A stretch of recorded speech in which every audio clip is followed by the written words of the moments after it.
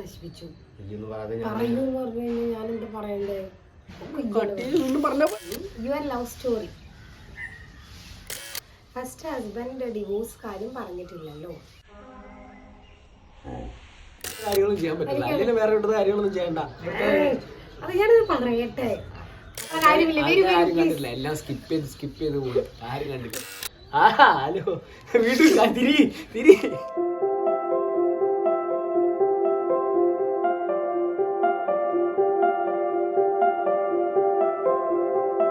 നമസ്കാരം.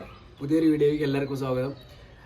ഞങ്ങൾ റീസെൻ്റായിട്ട് ഇൻസ്റ്റാഗ്രാമിൽ ആസ്ക് മീ ക്വസ്റ്റ്യൻ ഇട്ടിട്ടുണ്ടായിരുന്നു. അപ്പോൾ അതിൽ നമ്മൾ 1-ാം തീയതിയാണ് ഇട്ടത്. ജനുവരി 1-ാം തീയതിയാണ് പോസ്റ്റ് ചെയ്തത്. അതുകൊണ്ട് തന്നെ അധികവും ഞങ്ങൾക്ക് വന്ന മെസ്സേജ് ഹാപ്പി ന്യൂ ഇയർ തന്നെയായിരുന്നു. പക്ഷെ അതല്ലാതെ കുറച്ച് ഇൻട്രസ്റ്റിംഗ് ആയ ക്വസ്റ്റ്യൻസ് നമ്മൾ എല്ലാം എടുത്തിട്ടില്ല. നമുക്ക് ഇൻട്രസ്റ്റിംഗ് ആണെന്ന് തോന്നുന്ന കുറച്ച് ക്വസ്റ്റ്യൻസ് നമ്മൾ ഇവിടെ യൂട്യൂബിൽ കൂടെ ആൻസർ ചെയ്യാമെന്ന് കരുതിയിട്ടാണ്. മെസ്സേജ് അയച്ചവർക്കൊക്കെ നമ്മൾ റിപ്ലൈ കൊടുത്തിട്ടുണ്ടായിരുന്നു. യൂട്യൂബിൽ കൂടെ ചെയ്യാന്നുള്ളത് ഇൻസ്റ്റയിൽ മാത്രമല്ല, യൂട്യൂബിൽ നമ്മൾ വീഡിയോസൊക്കെ അപ്ലോഡ് ചെയ്യുന്ന സമയത്ത് അതിലും കുറച്ച് പേര് ചില കാര്യങ്ങളൊക്കെ നമ്മളോട് ചോദിച്ചിട്ടുണ്ടായിരുന്നു. വീഡിയോയുടെ താഴെ വന്ന് കമൻ്റായിട്ട് മീൻസ് കമൻ്റ് ഇട്ടിട്ട് ഓരോന്ന് ചോദിച്ചിരുന്നു. അപ്പോൾ അതിനുള്ള കുറച്ച് കാര്യങ്ങളും കൂടി നമ്മളിതിൽ പറയാമെന്ന് ഉദ്ദേശിക്കുന്നുണ്ട്. അപ്പോൾ ഞങ്ങളെക്കുറിച്ച് നിങ്ങൾക്ക് അറിയേണ്ടതെല്ലാം കാണാം.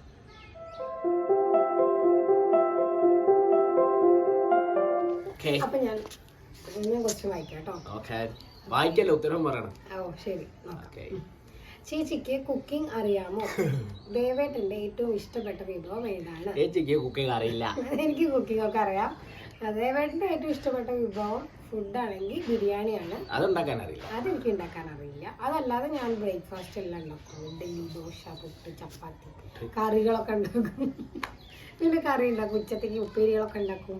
എനിക്ക് കൂടുതൽ വെജിറ്റേറിയൻ ഐറ്റംസ്, സാമ്പാർ ഉണ്ടാക്കും. അപ്പം അങ്ങനത്തെയൊക്കെ ഫുഡുകൾ ഉണ്ടാക്കാൻ എനിക്കിഷ്ടം. പിന്നെ ചിക്കൻ കറി ഉണ്ടാക്കും, ഒക്കെ ഉണ്ടാക്കും. പക്ഷെ ഏറ്റവും നന്നായിട്ട് ഇവിടെ ഉണ്ടാക്കുന്നത് വഴക്കുണ്ടാക്കും. സീരിയലിൽ ആക്ട് ചെയ്യാൻ താല്പര്യമുണ്ടോ? എന്താണ് ഉണ്ടോ? അത് മിക്കവാറും എന്നോടാവും. കാരണം ഓൾറെഡി എന്നോട് സീരിയൽ ആക്ട് ചെയ്യാൻ താല്പര്യം ചോദിക്കേണ്ട ആവശ്യമില്ല. ഞാൻ ഓൾറെഡി ചെയ്തിട്ടുണ്ട്. അപ്പൊ എനിക്ക് സീരിയലിൽ ആക്ട് ചെയ്യാൻ താല്പര്യമില്ല. എനിക്കങ്ങനെ ആക്ട് ചെയ്യാനൊന്നും പറ്റില്ല, അറിയില്ല. താല്പര്യമില്ലാണ്ടെന്നല്ല, അവർക്ക് അറിയില്ല എന്നൊരു ധാരണയാണ്. ഇവളടുത്ത് ഞാനൊരിക്കൽ ഷോർട്ട് ഫിലിമിൽ ഞങ്ങൾ ഇവിടെ ചെറിയ ഷോർട്ട് ഫിലിം ഒക്കെ ചെയ്യാറുണ്ട്. വലിയ സംഭവങ്ങളൊന്നുമില്ല. ചിലപ്പോൾ ഇനി അതുകൊണ്ടാണോ എന്നറിയില്ല, അവള് ചെയ്യാൻ പറ്റില്ല, എനിക്ക് അഭിനയിക്കാൻ അങ്ങനെ കോൺഫിഡൻസ് ഇല്ല എന്നൊക്കെ പറഞ്ഞു. എന്നിട്ട് ഇന്നാള് വേറെ ആരോ ഷോർട്ട് ഫിലിം അഭിനയിക്കാൻ വിളിച്ചപ്പോൾ ഞാൻ ആലോചിക്കട്ടെ എന്നൊക്കെ പറയുന്നത്. എന്താ സംഭവം എനിക്കറിയില്ല. അത് ഡാൻസ് ആണ് അതിന്റെ തീം. അപ്പൊ കുറെ ഡാൻസ് ചെയ്യും, കുറച്ച് അഭിനയിക്കും. അതുകൊണ്ടാണ് ഞാൻ അത് ഓക്കെ പറഞ്ഞൊന്നല്ല, അതിനെ പറ്റി ഞാൻ സംസാരിച്ചത്, അത്രേ ഉള്ളൂ. അപ്പൊ എനിക്ക് അഭിനയിക്കാൻ അറിയില്ല. അതുകൊണ്ട് അഭിനയിക്കുക എന്ന് പറയുന്നത് ശരിക്കും പറഞ്ഞാൽ അതൊരു കല തന്നെയാണ്. അത് എല്ലാവർക്കും ഒന്നും പറ്റില്ല. പിന്നെ നമുക്ക് അതിനുള്ള താല്പര്യം കൊണ്ട് ചെയ്യാൻ പറ്റുന്ന ഒരു കാര്യമാണെന്നാണ് ഞാൻ വിശ്വസിക്കുന്നത്. അതിനുവേണ്ടി ഞാൻ സ്പെഷ്യൽ ട്രെയിനിങ്ങിനൊന്നും പോയിട്ടില്ല. നമ്മൾ മറ്റുള്ളവർ ചെയ്യുന്നതൊക്കെ കണ്ട് പഠിച്ച് കോപ്പി അടിച്ച് അങ്ങനെയൊക്കെയാണ് നമ്മൾ അഭിനയിക്കുന്നത്. അപ്പൊ എന്തായാലും എനിക്കിപ്പോൾ അഭിനയിക്കാൻ താല്പര്യമില്ല. ഞാൻ ഓൾറെഡി വർക്ക് ചെയ്യുന്നുണ്ട്, പിന്നെ ഡാൻസ് ക്ലാസ് കൊണ്ടുപോകുന്നുണ്ട്. അതിൻ്റെ കൂടെ ഇനി ഒരു അഭിനയം കൂടി പറഞ്ഞാൽ എനിക്ക് എല്ലാം കൂടി താങ്ങാത്തതുകൊണ്ട് ഞാനിപ്പോൾ പിന്നെ അഭിനയിക്കാൻ ഞാൻ മാത്രം. ദേവേട്ടന്റെ ഏജ് ആൻഡ് ചേച്ചിയുടെ ഏജ്. ഇതൊക്കെ ആരാണ് ഇങ്ങനത്തെ ചോദ്യമൊക്കെ ചോദിക്കണം? ആ പേര് പറയാൻ കണ്ടാറോട് എനിക്ക് 25 വയസ്സായിട്ടുള്ളത് ചോദിക്കണം. അതെ എല്ലാരും വിശ്വസിച്ചു. എനിക്ക് എന്റെ ഏജ് പറയാൻ മടിയൊന്നുമില്ല. ചേച്ചിയുടെ ഏജ് ചേച്ചി പറയാൻ എനിക്കറിയില്ല. എന്താണ് എനിക്ക് പറയാൻ എനിക്കൊരു മടിയില്ല. ഞാൻ 89 മോളാണ്. സോ നിങ്ങൾക്ക് ആലോചിച്ച് കണ്ടുപിടിക്കും. ഞാൻ 92-ലാണ് എൻ്റെ. അപ്പൊ ഞാനങ്ങനെ പറയും. അടുത്ത ക്വസ്റ്റ്യൻ നല്ല ഇൻട്രസ്റ്റിംഗ് ആയിട്ടുള്ള ക്വസ്റ്റ്യൻ ആണ്. ബേബി പ്ലാനിങ് പറയൂ. പാചകമായി സംസാരിക്കുന്ന ആളെ പറയൂ. ഞാനല്ലോ പറയണത്. എനിക്ക്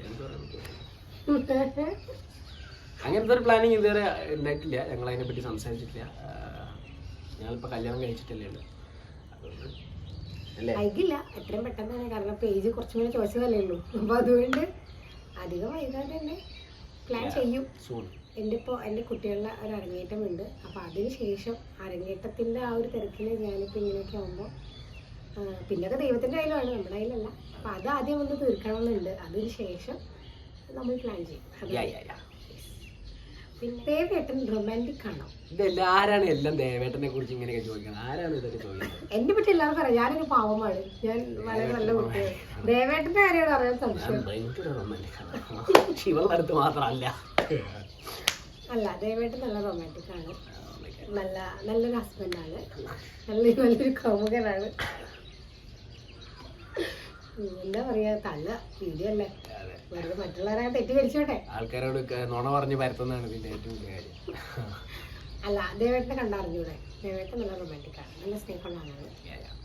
അപ്പോ റൊമാൻറ്റിക് ആണോ എന്ന് ചോദിച്ചു കഴിഞ്ഞാൽ സ്നേഹമുള്ള ആൾ അങ്ങനെ എല്ലാ അർത്ഥം. റൊമാൻസ് മീൻസ് അതിന്റെ അത് എക്സ്പ്രസീവ് ആണോ എന്നുള്ളതാണ്. എത്രത്തോളം സ്നേഹം എക്സ്പ്രസ് ചെയ്യുന്നുണ്ട് എന്നൊക്കെയാണ് ഞാൻ മനസ്സിലാക്കിയിട്ടുള്ളത് കേട്ടോ. ഈ റൊമാൻറ്റിക് എന്ന് പറഞ്ഞു കഴിഞ്ഞാൽ നമ്മുടെ ഉള്ളിലുള്ള സ്നേഹമൊക്കെ എത്രത്തോളം നമ്മൾ എക്സ്പ്രസ് ചെയ്യും. ഞാൻ അത് വിശ്വസിക്കുന്ന ഒരാളാണ്. ഞാൻ എൻ്റെ മാക്സിമം സ്നേഹം എപ്പോഴും എക്സ്പ്രസ് ചെയ്തുകൊണ്ടിരിക്കുന്ന ഒരാളാണ്. അത് എല്ലാവർക്കും ഇപ്പം മനസ്സിലായിട്ടുണ്ടാവും. നല്ല സ്നേഹം എക്സ്പ്രസ് ചെയ്യുന്ന വീഡിയോസ് ഒക്കെ കാണുമ്പോൾ തന്നെ മനസ്സിലായിട്ടുണ്ടാവും. അപ്പോൾ ഇനി കൂടുതലൊന്നും പറയണ്ടല്ലോ. ഹസ്ബൻഡിന്റെ വീട്ടുകാരൊക്കെ എങ്ങനെ ഒക്കെ എന്നോട് ഇതാണ് അറിയേണ്ടത്. ഈ വീഡിയോ എൻ്റെ അമ്മ അച്ഛനൊക്കെ കാണും. പറയൂ മകളെ. അങ്ങനെ പറഞ്ഞു പറയിപ്പിക്കേണ്ട ആവശ്യമൊന്നുമില്ല. ഹസ്ബൻഡിന്റെ വീട്ടുകാരെന്ന് പറയാൻ ദേവേട്ടന് അച്ഛൻ, അമ്മ, ഇവിടെ വീട്ടിലിപ്പുള്ള അച്ഛനും അമ്മയും മാത്രമാണ്. ചേച്ചി കല്യാണം കഴിഞ്ഞ് ഏട്ടൻ്റെ വീട്ടിലാണ്. ഏട്ടൻ്റെ കുട്ടികൾ അവരവിടെയാണ്. അവരിടയ്ക്കാണ് വരുന്നത്. അപ്പോൾ വീട്ടിൽ അച്ഛനും അമ്മയുള്ളൂ. അച്ഛനും അമ്മേനെ പറ്റി പ്രത്യേകിച്ച് ഒന്നും പറയാനില്ല. അച്ഛനൊരു പാവമാണ്. അച്ഛൻ അധികം ഒന്നും സംസാരിക്കില്ല. അച്ഛൻ എപ്പോഴും ടി വി, ഫോൺ, ഉറക്കം അങ്ങനെയൊക്കെ. എന്റെ അച്ഛനെ കുറിച്ച് ഇല്ലാത്ത പറഞ്ഞു. എന്റെ അച്ഛൻ ഫോൺ അഡിക്റ്റ് ആണ്, ടി വി അഡിക്റ്റ് ആണെന്നാണ് ഓള് പറഞ്ഞത്. അല്ല, അങ്ങനെയല്ല. അച്ഛന് വീഡിയോ കാണുമ്പോളെ അച്ഛന് ഫോണിലിരുന്ന് കാണാൻ അച്ഛൻ എന്തെങ്കിലും വീഡിയോ കാണും. അച്ഛൻ കണ്ടോട്ടെ, അച്ഛനൊരു കുറ്റം. ഫോണിൽ അഡിക്റ്റ് ആണെന്ന് നമ്മൾ പറഞ്ഞു. അഡിക്റ്റ് ആണെന്ന് ഞാൻ പറഞ്ഞില്ല. അച്ഛൻ അങ്ങനെ, അതാണ് അച്ഛൻ്റെ ഒരു ലൈഫ്. അച്ഛൻ അങ്ങനെയൊക്കെ ആയിട്ട് വളരെ കുറച്ചേ സംസാരിക്കുള്ളൂ, കാര്യങ്ങൾ മാത്രമേ പറയുള്ളൂ. അപ്പൊ നമുക്ക് സാധാരണ അച്ഛന്മാരാകുമ്പോൾ ഭയങ്കര ഉറക്ക സൗണ്ടൊക്കെ ഉണ്ടാക്കി നമ്മളിങ്ങനെ പേടിക്കുമല്ലോ. അയ്യോ അച്ഛൻ എന്തെങ്കിലും പറയോ? ഇവിടെ അങ്ങനെ ഒരു പ്രശ്നമില്ല. അച്ഛൻ്റെതായ ഒരു കാര്യങ്ങൾ എന്തെങ്കിലും ഉണ്ടെങ്കിൽ പറയും, അത്രേ ഉള്ളൂ. അമ്മ പിന്നെ നല്ല സംസാരിക്കും, നേരെ ഓപ്പോസിറ്റാണ്. രാവിലെ അമ്മ കുറേ സംസാരിക്കും. അമ്മയ്ക്ക് ഇപ്പോൾ സത്യം പറഞ്ഞാൽ അമ്മയുടെ മുഖത്ത് ആ ഒരു സന്തോഷം, അമ്മയ്ക്ക് കുറേ കാര്യങ്ങൾ സംസാരിക്കുന്ന ഒരാളെ കിട്ടി. പിന്നെ വീട്ടിലാണെങ്കിൽ ഞാൻ രാവിലെ ജോലിക്ക് പോകും. എനിക്ക് 9 to 5 ആണ് വർക്കിംഗ് ഡേ. അപ്പോൾ രാവിലെ എനിക്കൊരു 8:30 ആകുമ്പോൾ വീട്ടിൽ നിന്ന് ഇറങ്ങണം. ആദ്യനെ ഒരു 8 മണിക്കാണ് ആദ്യത്തെ ബസ് വരുന്നത്. അപ്പോഴത്തേക്ക് അവനെ ആക്കണം. അപ്പോൾ ആ ഒരു സമയത്തിനുള്ളിൽ നമുക്ക് ഉച്ചയ്ക്കുള്ള ഫുഡും ലഞ്ചും ബ്രേക്ക്ഫാസ്റ്റും എല്ലാം നമുക്ക് റെഡിയാക്കണം. അപ്പം അമ്മ ഫുൾ വേറെ വീട്ടിലത്തെ കാര്യങ്ങളൊന്നും ചെയ്യാൻ സമയം എനിക്ക് ഉണ്ടാകാറില്ല. വേറെ വീട്ടിലത്തെ കാര്യങ്ങൾ നീ എന്തിനാണ് ചെയ്യുന്നത്? ഈ വീട്ടിലത്തെ കാര്യങ്ങൾ ചെയ്താൽ പോരെ? അതല്ല, ഈ വീട്ടിലെ ബാക്കി ജോലികളൊന്നും ചെയ്യാം. അപ്പം അടിച്ചു വരിക, തുടയ്ക്കുക, അങ്ങനത്തെ ക്ലീനിങ് ഒന്നും വേറെ വീട്ടിലത്തെ കാര്യങ്ങളും ചെയ്യാൻ പറ്റില്ല. അതിന് വേറെ വീട്ടിലത്തെ കാര്യങ്ങളൊന്നും ചെയ്യണ്ട. അത് ഞാനത് പറയട്ടെ. അപ്പോൾ അങ്ങനത്തെ കാര്യങ്ങളെല്ലാം അമ്മയാണ് ചെയ്യുന്നത് സത്യം പറഞ്ഞാൽ. പിന്നെ ഞാൻ ഒഴിവുള്ള ദിവസങ്ങളിൽ മാത്രമേ ചെയ്യുള്ളൂ. അമ്മയ്ക്ക് അല്ല പറ്റുന്ന നമുക്ക് രാവിലെ കിട്ടുന്ന സമയത്ത് ചെയ്യാൻ പറ്റുന്ന ജോലികളല്ലേ ചെയ്യാൻ പറ്റും. അപ്പോൾ സാധാരണ നമുക്ക് വീട്ടിലുണ്ടാകുന്ന ബുദ്ധിമുട്ടുകൾ എന്ന് പറയുന്നത് ഇപ്പം ചോദിച്ചാൽ ആളെ സംബന്ധിച്ച് അവർ അറിയാൻ ഉദ്ദേശിക്കുന്നത് അതായിരിക്കും. ഇപ്പം അമ്മയുടെ ഭാഗത്ത് എന്തെങ്കിലും പ്രശ്നമുണ്ടോ അങ്ങനെയൊക്കെ. പക്ഷെ അമ്മയുടെ ഭാഗത്ത് നിന്ന് അങ്ങനെ ഒരു പ്രശ്നമില്ല. അമ്മ ഭയങ്കര പാവമാണ്, ഭയങ്കര സ്നേഹമാണ്. അപ്പോൾ അതെന്തായാലും ഞാൻ ആ കാര്യത്തിൽ ഭയങ്കര ലക്കിയാണ്. അച്ഛനെ കൊണ്ടും അമ്മേനെ കൊണ്ടും ഒരു പ്രശ്നമില്ല. പിന്നെ ചേച്ചി രാജേട്ടനും വല്ലപ്പോഴാണ് വരിക. അവർ നല്ല സ്നേഹമുള്ള ആൾക്കാരാണ്. ഞങ്ങൾ ഇപ്പോൾ എന്താ പറയുക, ഈ വെക്കേഷന് രാജേട്ടൻ ആണ് ഞങ്ങളെ കൂട്ടി കൊണ്ടുപോൾ പോയത്. അതുപോലെ തന്നെ ഈശയിലേക്ക് രാജേട്ടനാണ് ഞങ്ങളെ കൂട്ടി പോയത്. അപ്പോൾ അവർക്കിപ്പോൾ എപ്പോഴും എന്താ പറയുക, ദേവേട്ടനെ അവരങ്ങനെയാണ് ഒരു ചെറിയൊരു അനിയനെ പോലെയാണ്, കുഞ്ഞു അനിയനായിട്ടാണ് കാണുന്നത്. അതേപോലെ തന്നെ എന്നെ ഒരു കുഞ്ഞു അനിയത്തിയായിട്ട് തന്നെയാണ് കാണുന്നത്. അതുപോലെ ആദി, അവൻ്റെ കാര്യം പറയുകയാണെങ്കിൽ അവനൊരു സ്വന്തം വീടാണ്. കാരണം അവനങ്ങനെ ആയത് ഇവിടെ ഉള്ള എല്ലാവരും അവനത്രയും അക്സെപ്റ്റ് ചെയ്തുകൊണ്ട് തന്നെയാണ്. ഇപ്പൊ ഞാൻ കുറെ സംസാരിച്ചു, എല്ലാവരും പോയിണ്ടാവും. വീട് കാണാൻ ആരുമില്ല. ചേച്ചി, ഹൗസ് യുവർ ന്യൂ ലൈഫ്? ഇതാണ് ക്വസ്റ്റ്യൻ. അതിന് ഓൾറെഡി ഇപ്പോൾ ഈ നേരത്തെ പറഞ്ഞ കാര്യം തന്നെയാണ് അതിൻ്റെ ആൻസർ. കാരണം അച്ഛൻ, അമ്മ, ഫാമിലി ഭാഗത്തു നിന്നുള്ള നല്ല സപ്പോർട്ടുണ്ട്. പ്ലസ് ദേവേട്ടൻ്റെ സ്നേഹം. ഞാൻ ഭയങ്കര ഹാപ്പിയാണ്. കാരണം കുറേ എന്താ പറയുക, കുറച്ച് സ്ട്രഗിളൊക്കെ ചെയ്ത് നമ്മൾ കുറേ കാലം വിഷമിച്ചു, അല്ലെങ്കിൽ പറഞ്ഞ പോലെ ഇപ്പം എനിക്കൊരു ന്യൂ ലൈഫ് ഉണ്ട്. ഞാൻ നല്ല ഹാപ്പിയാണ്. ഞാൻ എല്ലാ ചോദ്യങ്ങൾക്കും ഉത്തരം പറയാൻ തയ്യാറാണ്. എന്നോട് ആരെങ്കിലും പേർക്ക് ചോദിക്കുന്നത് ആദിക്ക് ദേവേട്ടനെ എങ്ങനെയാണ്, വലിയ കാര്യമാണോ? വേറൊരു ക്വസ്റ്റ്യൻ കൂടി ഉണ്ട്. ദേവേട്ടനും ആദിയും എങ്ങനെയാണ്? അവർ തമ്മിൽ കൂട്ടാണ്? ഇതാണ് രണ്ടും ഒരേ ചോദ്യങ്ങളാണ്, ഒരേ കാര്യം തന്നെയാണ് ചോദിച്ചിരിക്കുന്നത്. അപ്പോൾ അതിൻ്റെ ആൻസർ ദേവേട്ടൻ പറയൂ. ഞാൻ ഈ ഒരു വീഡിയോൻ്റെ ഇടയിൽ ഞാനൊരു വീഡിയോയുടെ കട്ട് ചെയ്തു കേട്ടോ. ഞാൻ മുന്നേ എടുത്ത് വെച്ച ഒരു കട്ടുണ്ട്, അത് ഞാൻ ഇടുമ്പോൾ നിങ്ങൾക്ക് മനസ്സിലാവും ആദ്യം ദേവേട്ടൻ എങ്ങനെയാണ്. ആദ്യം ഞാൻ എങ്ങനെയാന്നുള്ളത് ഇപ്പോൾ എന്താ പറയാ, ഞാൻ ആദ്യം തൊട്ടേ പറഞ്ഞിട്ടുണ്ട്, ഞാൻ ഇവളെ കല്യാണം കഴിച്ചൊന്നുമില്ല, ഞാൻ അവനെ കല്യാണം കഴിച്ചൊന്നുമില്ല. ഞാനിവിടെ ഏറ്റവും കൂടുതൽ ടൈം സ്പെൻഡ് ചെയ്യുന്ന അവൻ്റെ കൂടെ. അവൻ ഇവിടെ ഇല്ലാത്തതുകൊണ്ടാണ്. അല്ലെങ്കിൽ എപ്പോഴും ഇവിടെ വന്നു കഴിഞ്ഞാൽ അവൻ ഇവിടെ നമ്മളെ വീട്ടിലുള്ളപ്പോൾ അവൻ്റെ എല്ലാ കാര്യത്തിനും ഞാൻ തന്നെ പറഞ്ഞു. എല്ലാ കാര്യത്തിനും അവൻ ഈ പറഞ്ഞ പോലെ അവൻ എന്നെ വിളിക്കുള്ളൂ. അത് ഞങ്ങൾ തമ്മിലുള്ളൊരു ഇതെങ്ങനെയാണ്. പിന്നെ സ്വാഭാവികമായിട്ട് ഞങ്ങൾ ഒരുമിച്ചാണ് ഇവിടുത്തെ കളിയും കാര്യങ്ങളും. അപ്പോൾ എന്താ പറയാ, ഞങ്ങൾ നല്ല സ്നേഹത്തിലാണ്. ഞങ്ങൾ ഭയങ്കര ഫ്രണ്ട്ഷിപ്പാണ്.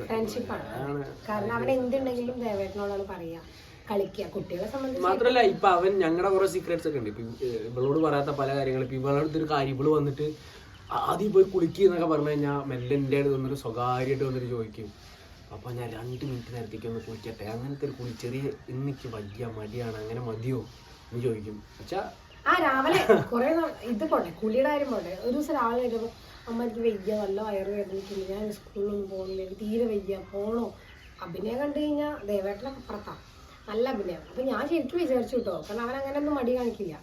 അപ്പൊ ഞാൻ ശരിക്കും വയ്യാതായിട്ടുണ്ടാവും, ഞാനിത് പറഞ്ഞു എന്താ ശരി പോകണ്ടെന്നാ എന്നൊക്കെ പറഞ്ഞു. കുറച്ച് കഴിഞ്ഞിട്ട് ദേവേട്ടൻ വന്നിട്ട് എന്നോട് പറയുമ്പോഴാണ് ഞാൻ അറിയണം അവൻ അഭിനയാണ്.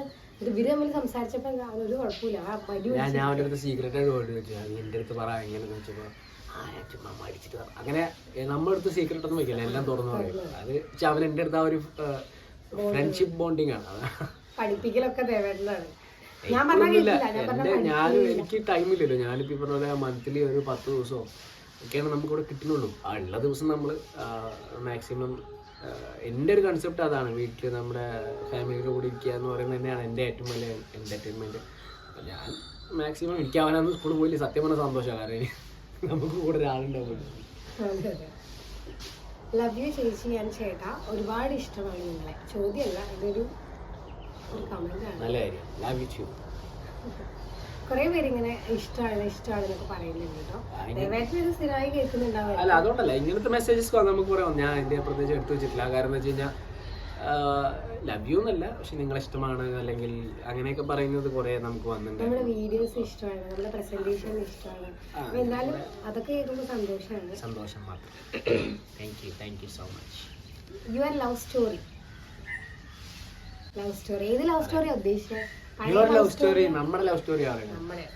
അല്ലാണ്ട് യുവർ ലവ് സ്റ്റോറി എന്ന് വെച്ചാൽ കുറെ പറയാൻ മക്കളെ. ഒരു വീഡിയോ കുറെ അധികം വീഡിയോസ് ചെയ്യേണ്ടി വരും. ഞാൻ എൻ്റെ ലവ് സ്റ്റോറീസ് ഒരു ബുക്കായിട്ട് എഴുതിയാലോ എന്ന് വിചാരിച്ചിരിക്കുകയാണ്. സീരിയസ്ലി ഞാൻ എൻ്റെ 10 ലവ് സ്റ്റോറീസ് എന്ന് പറഞ്ഞൊരു ബുക്ക് എഴുതാനുള്ളത്. 10 എനിക്കൊരു 4 അറിയുള്ളൂ. 10 ബുക്ക് വരുമല്ലോ ഇനി വായിച്ചാൽ. മൈ 10 ലവ് സ്റ്റോറീസ് എന്ന് പറഞ്ഞിട്ട് ഒരു ബുക്ക് എഴുതാൻ. ഞാൻ പിന്നാലെ ഈ ലവ് സ്റ്റോറിയുടെ ഒരു വീഡിയോ ചെയ്തതായിരിക്കും. അല്ല, ഞാൻ മൈ 10 ലവ് സ്റ്റോറീസ് എന്ന് പറഞ്ഞിട്ട് ഞാനൊരു ബുക്ക് ചെയ്ത് സീരിയസ് ആയിട്ട് ഞാൻ എഴുതണമെന്ന് വിചാരിച്ചിരിക്കുക. ആയിക്കോട്ടെ, നല്ല ടോപ്പിക് ലവ് സ്റ്റോറി. ഇനി നമ്മുടെ ലവ് സ്റ്റോറി പറയും. ഞാനും പറയണ്ടേ? നീ പറയുന്ന സ്റ്റോറി കേൾക്കാൻ ആൾക്കാർ താല്പര്യം. അങ്ങനെ സെയിം കഥയാണല്ലേ, ഞാൻ പറ. നമ്മുടെ ലവ് സ്റ്റോറി എന്ന് പറഞ്ഞു തുടങ്ങുമ്പോൾ ഞങ്ങൾ പരിചയപ്പെട്ടത് സോഷ്യൽ മീഡിയ, ഞാൻ സത്യം പറഞ്ഞ ഞങ്ങളുടെ ലവ് സ്റ്റോറി മാത്രം വെച്ചിട്ട് ഒരു വീഡിയോ ചെയ്താലെന്ന് വിചാരിച്ചു. ഒരു വീഡിയോ മൊത്തം അവർ ലവ് സ്റ്റോറി പറയാമെന്ന് ഞാൻ വിചാരിച്ചത്. വെച്ചാൽ അതിങ്ങനെ പെട്ടെന്ന് പറഞ്ഞ കാര്യം ഇത്ര വലിയ സബ്ജക്റ്റാണ്. അതിൻ്റെ ഒരു 1 ലൈൻ മാത്രം പറഞ്ഞു. 1 ലൈൻ മാത്രം പറയാം, എന്നിട്ട് നമുക്ക് വീഡിയോ ചെയ്യാം അല്ലേ? ഓക്കെ. അപ്പോൾ ദേവേട്ടന് എന്നെ പരിചയമുണ്ടെന്നൊക്കെ പറയുന്നുണ്ട് കേട്ടോ. അത് ശരിക്കും അറിയില്ല, ദേവേട്ടന് പരിചയമൊന്നുമില്ല. അപ്പോൾ ഞങ്ങൾ ഫേസ്ബുക്ക് വഴിയാണ് ഞങ്ങൾ പരിചയപ്പെട്ടത്. ഫേസ്ബുക്ക് വഴി നമ്മളൊരു നാട്ടിലുള്ളവരാണ്. അപ്പോൾ പിന്നെ ഒരുപാട് മ്യൂച്വൽ ഫ്രണ്ട്സൊക്കെ ഉണ്ട്. അപ്പോൾ അതുവഴി ഞങ്ങൾ പരിചയപ്പെട്ടു. നമ്മൾ സംസാരിച്ച് തുടങ്ങിയപ്പോൾ ഞാനിത് മുന്നേ പറഞ്ഞിട്ടുണ്ട്, 1-2 ഇൻ്റർവ്യൂ ഒക്കെ ഉണ്ടായിരുന്നു. അപ്പോൾ അതിലൊക്കെ പറഞ്ഞിരുന്നു. അപ്പോൾ സംസാരിച്ച് വരുമ്പോൾ നമുക്ക് അറിയാമല്ലോ, ഒരാളോട് സംസാരിക്കുമ്പോൾ ഏകദേശം കുഴപ്പമില്ല, സംസാരിച്ചാൽ കൊള്ളാൻ തോന്നി. അങ്ങനെ ഞങ്ങൾ റെഗുലറായി സംസാരിച്ചിരുന്നു. അങ്ങനെ കുറച്ച് കാര്യങ്ങൾ നമ്മളിങ്ങനെ സംസാരിച്ച് നമ്മൾ നമ്മുടെ പേഴ്സണൽ കാര്യങ്ങളൊക്കെ ഷെയർ ചെയ്യാൻ തുടങ്ങി. അങ്ങനെ സംസാരിച്ചപ്പോൾ ദേവേട്ടൻ നമുക്കൊരു വേവ് ലെങ്ത് ആണ് എന്ന് മനസ്സിലായി. അങ്ങനെ ദേവേട്ടൻ എന്നെ പ്രപ്പോസ് ചെയ്തു.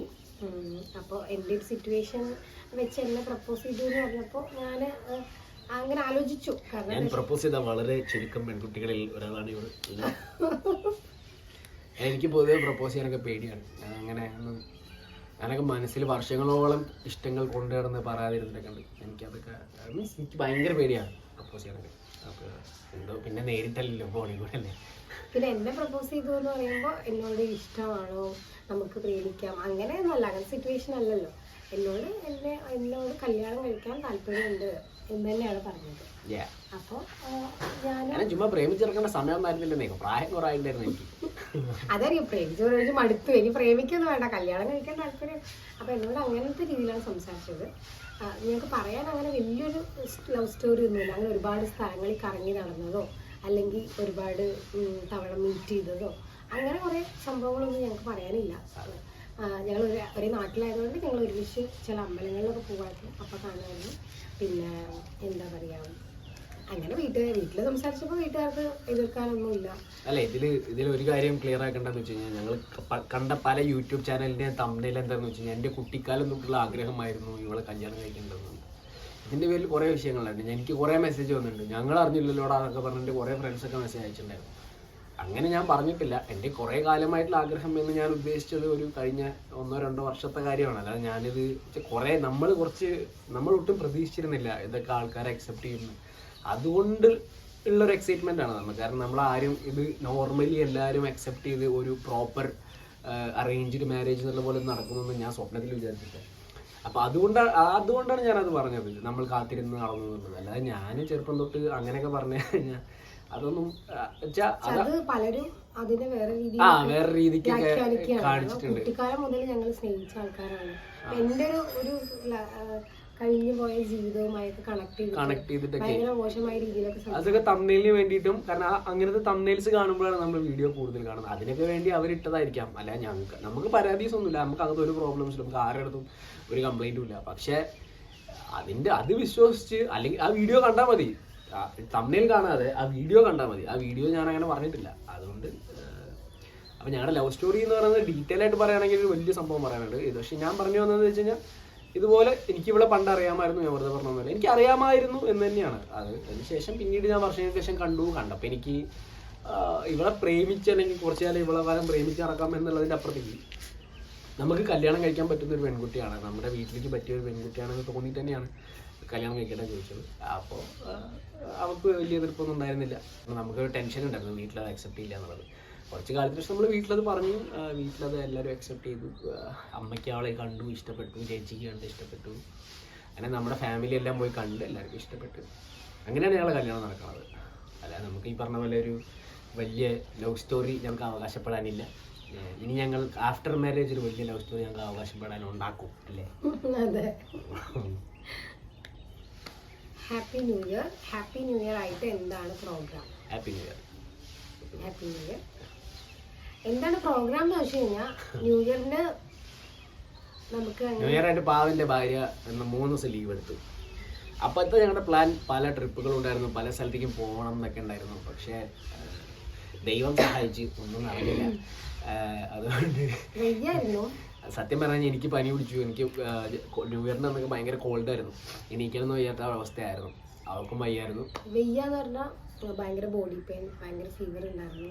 ഒന്നിനും വയ്യ. നമുക്കൊരു ട്രിപ്പൊക്കെ പോകണമെങ്കിൽ അതിനനുസരിച്ച് നമുക്ക് ഹെൽത്തും ഓക്കെ ആവണം. പക്ഷെ ഞാൻ ന്യൂ ഇയർ ആയിട്ട് കുറച്ച് ദിവസം ഞങ്ങൾ എല്ലാവരും ഒരുമിച്ചിട്ടുണ്ടായിരുന്നു. ഇവിടെ അച്ഛൻ്റെ ബർത്ത്ഡേ ഉണ്ടായി, പോരാത്തതിന് ചേച്ചി പിള്ളേർ വന്നിട്ടുണ്ടായിരുന്നു, ഞങ്ങൾ അങ്ങോട്ട് പോയിട്ടുണ്ടായിരുന്നു, നമ്മൾ കോയമ്പത്തൂർ ഈശയിലൊക്കെ പോയിട്ടുണ്ടായിരുന്നു. അങ്ങനെ നമ്മളെല്ലാവരും നമ്മളൊരു ഫാമിലി ഗാദറിംഗ് എന്നുള്ളത് തന്നെയാണ് സത്യം പറഞ്ഞാൽ ന്യൂ ഇയർ ആയിട്ട് സംഭവിച്ചത്. ഇവളെ വീട്ടിൽ പോയിട്ടുണ്ടായിരുന്നു. അതൊക്കെയാണ് നമ്മൾ മെയിൻലി ചെയ്ത കാര്യങ്ങൾ. അല്ലാണ്ട് വലിയൊരു ദൂര യാത്ര എന്ന് പറഞ്ഞിട്ട് എവിടെയും പോയിട്ടില്ല. അത് ഇപ്പോഴും പെൻഡിങ് ആണ്. ഞാൻ അവൾക്ക് കൊടുത്തൊരു വാക്കുണ്ട്, ഒരു വലിയ ട്രിപ്പ് പോകുക എന്നുള്ളത് ഇതുവരെ കൊടുത്തിട്ടില്ല, ചെയ്തിട്ടില്ല. എൻ്റെ സമയവും എല്ലാം ഒത്തുവരട്ടെ, നമുക്ക് ചെയ്യണം, അല്ലേ? ഇനിയിപ്പോൾ ന്യൂ ഇയർ കാണുന്നൊന്നുമില്ല, എപ്പോൾ ആണെങ്കിൽ പോകാൻ ഇല്ല. Shall I take Deva brother as my own brother? ഇത് അനിത്യപ്രഭ തുടങ്ങിയതിന് ശേഷം ആക്ച്വലി ഞാൻ ഏറ്റവും കൂടുതൽ കണ്ട ഒരു മെസ്സേജാണ്, നിങ്ങൾ എൻ്റെ സ്വന്തം ബ്രദറായിരുന്നെങ്കിൽ എന്നൊക്കെ. കാരണം ഇത് ആ ക്യാരക്ടറിൻ്റെ ആണ് അനിത്യപ്രഭയിൽ ഞാൻ ചെയ്തത്. ശ്രീകാന്ത് എന്ന് പറഞ്ഞ ക്യാരക്ടറിൻ്റെ ഒരു ഇതാണ്. കാരണം അത്രയും നല്ല, ഞാൻ സീരിയസ്ലി ഞാൻ വിശ്വസിക്കുന്നത് ഭയങ്കര എനിക്ക് ചെയ്യാൻ പറ്റുന്ന ഏറ്റവും നല്ല ക്യാരക്ടറുകളിൽ ഒന്ന് തന്നെയായിരുന്നു ശ്രീകാന്ത്. അപ്പോൾ ഒരു എന്താ പറയുക, ഒരു അനിയത്തി അത്രത്തോളം സ്നേഹിക്കുന്ന ഒരു ഏട്ടൻ്റെ ക്യാരക്ടർ ചെയ്തതുകൊണ്ടാവാം എൻ്റെ ഫ്രണ്ട്സിൻ്റെ ഇടയ്ക്കൊക്കെ എന്നെ കളിയാക്കി പറയും നീ കേരളത്തിൻ്റെ സഹോദരനാണെന്നൊക്കെ. കാരണം എനിക്ക് ഏറ്റവും കൂടുതൽ വരുന്ന മെസ്സേജസ് ഒക്കെ അങ്ങനെ തന്നെയാണ്. ലൈക്ക് നിങ്ങളെൻ്റെ സ്വന്തം ബ്രദറായി അങ്ങനെയാണെന്നൊക്കെ പറഞ്ഞിട്ടാണ്. അതുകൊണ്ട് ഞാൻ രക്ഷപ്പെട്ടു സത്യം പറയാം. സാധാരണ എല്ലാവർക്കും ഇൻബോക്സ് അടിച്ചവർക്ക് എനിക്ക് ഒരു മടിയില്ല. അല്ല അങ്ങനെ വരും, എനിക്ക് നിങ്ങളെ ഇഷ്ടമാണ്, സഹോദരനെ പോലെയാണ്. അതെ അതെ അതെ, എല്ലാരും ഈ ഇഷ്ടമാണെന്ന് പറഞ്ഞു വരുന്നവരൊക്കെ എല്ലാവർക്കും ദേവേട്ടന് ഒരു വലിയ ഏട്ടനാണ്, ഒരു ഏട്ടനാണ്. ആ സ്നേഹം തരുമ്പോ എന്റെ ഏട്ടനായി കാണാൻ പറ്റും, അങ്ങനെയാണ് എല്ലാവരും ചോദിക്കുന്നത്. നിങ്ങൾ എന്നെ സ്വന്തം ബ്രദറായി എടുത്തോളൂ, ബ്രദറിനെ അച്ഛനും അമ്മയും എന്റെ ബ്രദറിന്റെ ഭാര്യയായ ഏട്ടത്തേമ്മേനെ ഒക്കെ എടുത്തോളൂ, ഞങ്ങൊരു കുട്ടിയുണ്ട് അതിനെടുത്തോളൂ. Sweet smile, comment sweet smile, thank you. എന്റെ ഇവിടേക്കാണ് ചേച്ചിയുമായിട്ടുള്ള ആദ്യ യാത്ര. കല്യാണത്തിന് ശേഷമുള്ള ആദ്യത്തെ യാത്ര എനിക്ക് ഉദ്ദേശിച്ചത്. കല്യാണത്തിന് ശേഷം ഞങ്ങൾ ആദ്യ യാത്ര എവിടെയും പോയിട്ടില്ല. കല്യാണം കഴിഞ്ഞ് നേരെ വീട്ടിലേക്ക് വന്നാണ്, പിന്നെ എവിടെ ഇതുവരെ പോയിട്ടില്ല. അല്ല, ആദ്യമായി യാത്ര എന്ന് പറയുന്നത് ഏതൊരു സ്ഥലമല്ലേ ഉദ്ദേശിക്കുന്നത്? എവിടേക്കാ പോയത് എന്നല്ലേ, നമ്മളൊരു പോയിട്ടില്ലല്ലോ. ഈശ്വരല്ലേ നമ്മള് പോയത്. അങ്ങനെ വേണമെങ്കിൽ പറയാം. പക്ഷെ ആ യാത്ര ഇപ്പോഴും പെൻഡിങ് ആണ്. ഞാൻ പറഞ്ഞല്ലോ, ഞാൻ കൊടുത്തൊരു വാക്കാണ്, ഒരു ലോങ് എവിടേക്കെങ്കിലും ഒരു വലിയ വെക്കേഷൻ അത് ഇതുവരെ ചെയ്യാനുള്ള സമയം നമുക്ക് കിട്ടിയിട്ടില്ല. അപ്പോൾ ആദ്യത്തെ വെക്കേഷനും കൂടി നോക്കിയിട്ട് നമുക്ക് ചെയ്യാൻ പറ്റും. ഞങ്ങൾക്ക് എല്ലാം കൂടി പ്ലാൻ ചെയ്യണ്ടേ, പിന്നെ ഇവിടുത്തെ കാര്യങ്ങളും നമ്മുടെ ഷൂട്ടിന്റെ കാര്യങ്ങളും. ഞാനിപ്പോൾ ഒരു സീരിയൽ കഴിഞ്ഞ അടുത്ത സീരിയലിലേക്ക് ജോയിൻ ചെയ്ത സമയമാണ്. അപ്പോൾ നമുക്ക് പെട്ടെന്ന് അങ്ങനെ ഒരു പോകാൻ പറ്റാത്ത ഒരു സാഹചര്യം ആയതുകൊണ്ടാണ് നമ്മളിപ്പോൾ പോയിട്ടില്ല. അങ്ങനത്തെ അവരുദ്ദേശിക്കുന്ന ആ ട്രിപ്പ് ആയിരിക്കും എന്ന് കരുതിയിട്ട് ഞാൻ പറയണം. ആ ഒരു ട്രിപ്പ് സ്റ്റിൽ പെൻഡിങ് ആണ്, നമ്മൾ പോകും. ഇപ്പൊ നമ്മൾ അങ്ങനത്തെ ലോങ് യാത്രകളൊന്നും ഇതുവരെ പോയിട്ടില്ല. ചേട്ടൻ ഇപ്പോൾ അഭിനയിക്കുന്ന സീരിയലിൽ നിന്ന് മാറാൻ കാരണം നായകൻ അഭിനയിക്കണം, അതാണ് നല്ലത്. ചേട്ടൻ ഇപ്പൊ അഭിനയിക്കുന്ന സീരിയലിൽ നിന്ന് മാറാനുള്ള കാരണം ആ സീരിയൽ കഴിഞ്ഞതാണ്. കാരണം ഞാൻ മാറിയതല്ല, ആ സീരിയൽ കഴിഞ്ഞു. അനിയത്തിപ്രാവ് അവസാനിച്ചപ്പോഴാണ് നമുക്ക് ജീവിക്കണമല്ലോ എന്ന് കരുതി നമ്മൾ വേറെ സീരിയലിലേക്ക് ജോയിൻ ചെയ്ത് നായകനായിട്ട് അഭിനയിക്കുന്നതാണ് നല്ലത്. അതെനിക്കും ആഗ്രഹം ഉണ്ടായിരുന്നു. പക്ഷെ എനിക്ക് ആ മൊമെന്റിൽ എനിക്ക് വന്ന കുറച്ച് ഓഫേഴ്സിൽ ബെറ്റർ ഓഫർ നോക്കി സെലക്ട് ചെയ്തൊന്നുമില്ലോ. ആ സമയത്ത് നമുക്ക് വേറെ ഹീറോ പ്രൊജക്റ്റ് ഒന്നും വന്നിട്ടില്ലായിരുന്നു. പിന്നെ അതിനുശേഷം ഇപ്പോൾ കുറച്ച് പ്രോജക്ട്സ് വന്നു. പക്ഷേ പലതും എനിക്ക് എടുക്കാൻ പറ്റാത്ത സാഹചര്യങ്ങളുണ്ട്. ഡേറ്റിൻ്റെ ഒക്കെ കുറച്ച് പ്രശ്നങ്ങളുള്ളതുകൊണ്ട് എടുത്തിട്ടില്ല. എന്തായാലും നമ്മുടെയൊക്കെ ആഗ്രഹം അങ്ങനെ തന്നെ ആയിരിക്കുമല്ലോ. അഭിനയിക്കാൻ അറിയത്തിരിക്കുമ്പോൾ ഇപ്പോൾ നമ്മൾ ഓൾറെഡി ഞാനൊരു ഹീറോ ആയിട്ട് അഭിനയിച്ചു. അപ്പോൾ എനിക്ക് അങ്ങനെ തന്നെയാണ് എൻ്റെ ആഗ്രഹം, ഹീറോ ആയിട്ട് ചെയ്യണം എന്നൊക്കെ തന്നെയാണ്. സിനിമയും സീരിയലും ഒക്കെ കിട്ടട്ടെ എന്നൊക്കെ തന്നെയാണ് ആഗ്രഹിക്കണേ. അപ്പോൾ ഒക്കെ സംഭവിക്കട്ടെ. എന്താ പറയുക, നല്ല നല്ല ഓഫറുകൾ തേടി വരട്ടെ. ഈ പറഞ്ഞ പോലെ മറ്റുള്ളവർക്ക് എന്നെ നായകനാക്കാൻ തോന്നട്ടെ. അല്ല, നല്ല പ്രൊഡക്ഷന്റെ കീഴിൽ വർക്ക് ചെയ്യുക എന്നുള്ളൊരു സംഭവം കൂടി ഉണ്ടല്ലോ. ഇപ്പോൾ വർക്ക് ചെയ്യുന്ന പ്രൊഡക്ഷൻ ടീമൊക്കെ വളരെ നല്ലതാണ്. അപ്പൊ അതും കൂടി അങ്ങനെയും കൂടി നോക്കിയിട്ടാണ് നമ്മൾ ആ ഒരു പ്രൊജക്ട് എടുത്തത്. എവിടെയാണ് വീട്? വീട് പാലക്കാട് ജില്ലയില്. ഡീറ്റെയിൽ ആയിട്ട് പറയാൻ പാടുമോ? ആൾക്കാരെ അടിക്കാൻ വരും.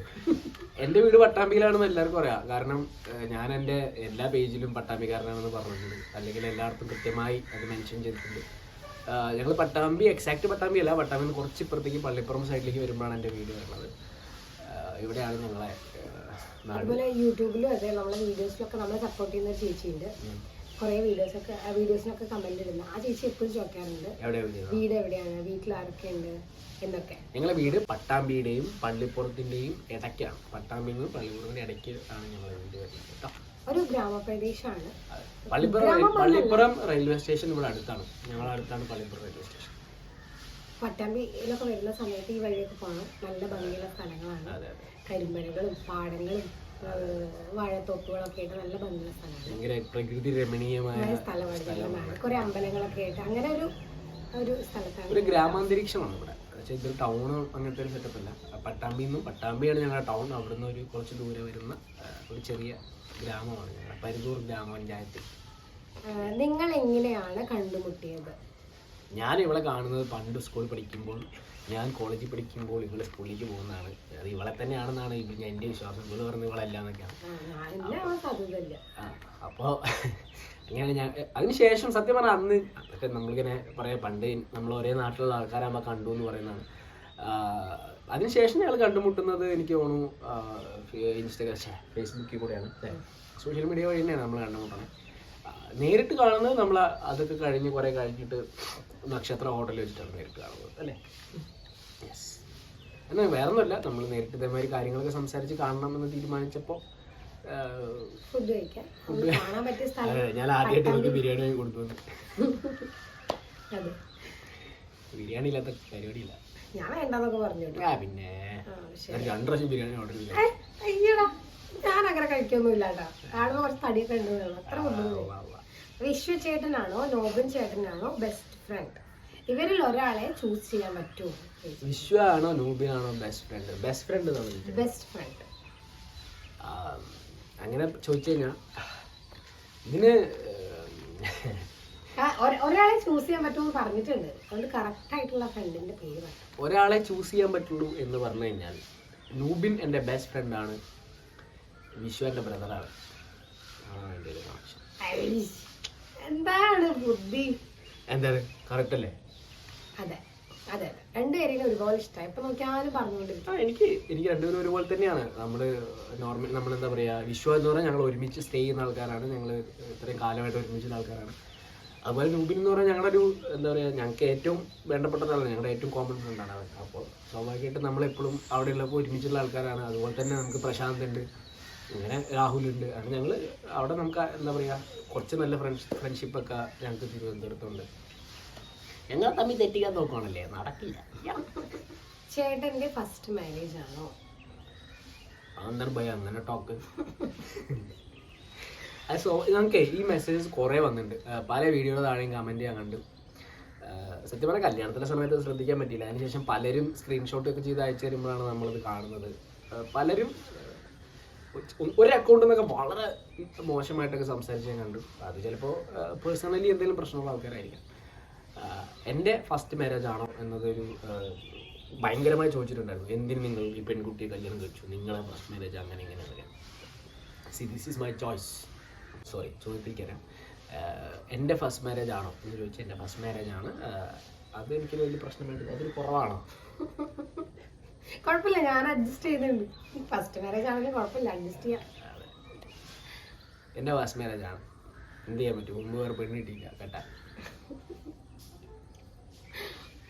ഫസ്റ്റ് ഹസ്ബൻഡ് ഡിവോഴ്സ് കാര്യം പറഞ്ഞിട്ടില്ലല്ലോ? ആ, പറഞ്ഞിട്ടില്ല. അത് എന്നോടുള്ള ക്വസ്റ്റ്യൻ ആണ്. ആ, പറയുന്നുണ്ടോ? പറയുന്നില്ല. അപ്പോൾ എനിക്ക് പാസ്റ്റിലോട്ട് പോകാൻ എനിക്ക് താല്പര്യമില്ല. കഴിഞ്ഞു പോയ കാര്യങ്ങളല്ലേ, അപ്പോൾ എനിക്ക് അതിനെപ്പറ്റി സംസാരിക്കാൻ താല്പര്യമില്ല. അല്ല, അത് കഴിഞ്ഞ കാര്യങ്ങളല്ലേ. നമ്മൾ എന്തിനാണ് വെറുതെ അല്ലേ, നമ്മൾ അതൊക്കെ കഴിഞ്ഞു പോയ സംഭവങ്ങളാണ്. അതിൽ ഞാൻ പോലും സീരിയസ്ലി ഞാൻ പോലും പലതും അന്വേഷിച്ചിട്ടില്ല. കാരണം എന്നെ സംബന്ധിച്ച് അതെൻ്റെ ഒരു മാറ്റർ അല്ല. കാരണം നമ്മൾ അത് എന്താ പറയുക, എനിക്കതങ്ങനെ വലിയ ഡീറ്റെയിൽ ആയിട്ട് അറിയാൻ താല്പര്യം ഉണ്ടായിരുന്നില്ല. എനിക്ക് കുറച്ചൊക്കെ കാര്യങ്ങൾ അറിയാം. അപ്പോൾ പക്ഷേ പറഞ്ഞ പോലെ ഒരു കഴിഞ്ഞ കാര്യമല്ലേ, നമ്മളെന്തിനാണ് വെറുതെ അതിനെക്കുറിച്ചൊക്കെ ആലോചിച്ച് തലമുണ്ടാക്കുന്നത്. പുതിയ മാരേജിനെ കുറിച്ച് വല്ലതും ചോദിക്കാം. അപ്പോൾ ഞങ്ങൾക്ക് വന്ന ഇൻട്രസ്റ്റിംഗ് ആയ എല്ലാ ക്വസ്റ്റ്യൻസ് നമ്മൾ എടുത്തിട്ടില്ല, കുറച്ച് ക്വസ്റ്റ്യൻസ് ഒക്കെ നമ്മൾ എടുത്തു. അതിനൊക്കെ നമുക്ക് പറയാൻ പറ്റുന്ന ചെറിയ ചെറിയ മറുപടികളൊക്കെ നമ്മൾ പറഞ്ഞിട്ടുണ്ട്. ക്വസ്റ്റ്യൻസ് ആണെങ്കിൽ യൂട്യൂബിലൊക്കെ കുറെ ക്വസ്റ്റ്യൻസ് ചോദിച്ചിട്ടുണ്ട്. പക്ഷെ അതെല്ലാം പറയാൻ നിന്ന് കഴിഞ്ഞാൽ ഒരുപാടുണ്ടാവും. അപ്പൊ നമ്മളിപ്പോ സോർട്ട് ചെയ്ത കുറച്ച് ക്വസ്റ്റ്യൻസ് ചോദിച്ചു. കുറച്ച് ഇൻട്രസ്റ്റിംഗ് ആണെന്ന് തോന്നുന്ന, അതായത് ഷെയർ ചെയ്ത് കഴിഞ്ഞാൽ ആൻസേഴ്സ് ഷെയർ ചെയ്ത് കഴിഞ്ഞാൽ നിങ്ങൾക്ക് കാണാൻ പറ്റുന്ന ഒരു സംഭവമാണ് എന്ന് തോന്നുന്ന ക്വസ്റ്റ്യൻസ് മാത്രമേ നമ്മൾ എടുത്തിട്ടുള്ളൂ. അപ്പോൾ തുടർന്നും ഞങ്ങളുടെ വീഡിയോ ഒക്കെ കാണാം. Keep supporting us. പിന്നെ വീഡിയോ കാണുന്നവരെല്ലാവരും ഒരു പ്രത്യേകം ശ്രദ്ധിക്കും. നിങ്ങളൊക്കെ വീഡിയോ കാണുന്നുണ്ട്, സബ്സ്ക്രൈബ് ചെയ്യുന്നില്ല. അപ്പോൾ എനിക്ക് തോന്നുന്നു ലൈക്കും ചെയ്യുന്നില്ല. അപ്പോൾ please do like and subscribe. ഞാനൊരു സാധനം സെറ്റായിട്ട് മറ്റേ വോയിസ് ഒക്കെ മാറ്റിയിട്ടൊക്കെ പറഞ്ഞപ്പോൾ അവളതിൻ്റെ ഇടയ്ക്ക് ഒരു വർത്തം പറഞ്ഞു. ഇഷ്ടപ്പെടുകയാണെങ്കിൽ ലൈക്ക് ചെയ്യാം, ഇനി ഇഷ്ടപ്പെട്ടിട്ടില്ലെങ്കിൽ ഡിസ്ലൈക്കും ചെയ്യാം. പറയാനൊരു ഫോർമാറ്റ് ഉണ്ട്, മനസ്സിലായോ? ഞങ്ങൾ വീഡിയോ ഒക്കെ ഇഷ്ടപ്പെടുകയാണെങ്കിൽ please do like, share and subscribe. Bye bye.